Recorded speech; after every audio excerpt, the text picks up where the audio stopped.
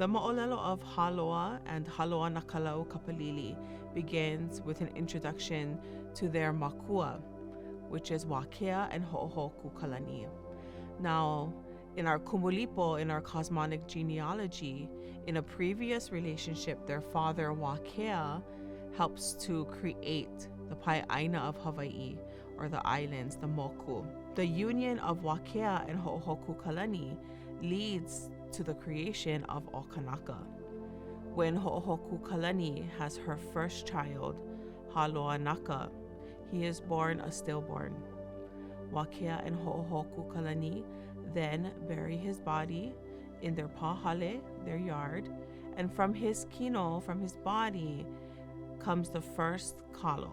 When Hāloa naka becomes the kalo, he is given the name Hāloa na kalo kapalili because of the fluttering of the kalo leaf in the breeze. Their second child, Hāloa, is born a man, and it is from Hāloa that all of Hawaiʻi is able to trace their moʻokoʻauhau back to. What this moʻolelo reveals to us is that important relationship, the symbiotic relationship between kanaka and ʻāina, and how strong that interconnectedness is. When Hāloa na kalo kapalili is born a stillborn, and out from his kino comes the first kalo, we understand that it is that first kalo that provides the nutrients for all kanaka who are born after him. Kaikuaʻana is the elder sibling. Kaikaina is the younger sibling.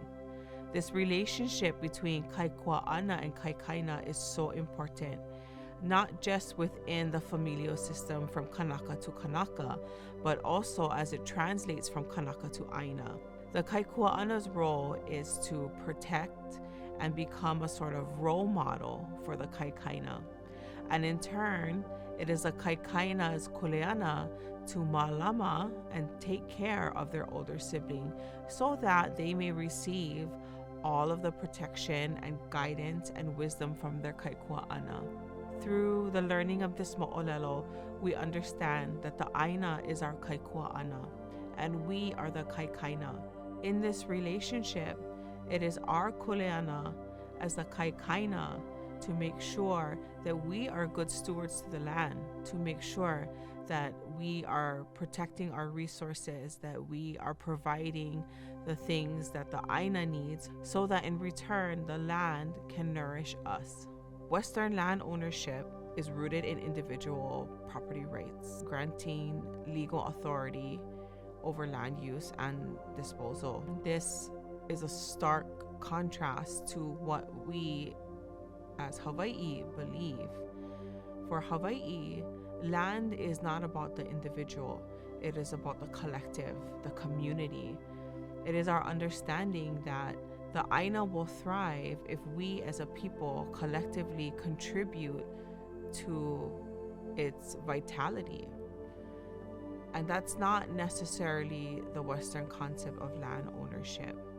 We believe that it is not the kuleana of an individual to own land because it is not the kuleana of an individual to care for the land. It is the kuleana of the collective to mālama ʻāina. It's proven to be more productive when a collective group of people pour into the ʻāina so that the ʻāina in return can provide nourishment for the kanaka. It is through moʻolelo like Hāloa that we understand the importance of good land stewardship, that we recognize the significance of the interconnectedness between Kaikuaʻana, Kaikaina, kanaka, and ʻāina, kanaka to kanaka. By respecting and taking care of the ʻāina, we can ensure its health and its productivity for future generations. And if we can look back at these moʻolelo and remember the lessons that they teach us, then it really does provide a blueprint for how we as kanaka, even in today's society, can thrive. It is through our ʻāina and its nourishment and its resources that we can remain strong and connected to our kūpuna.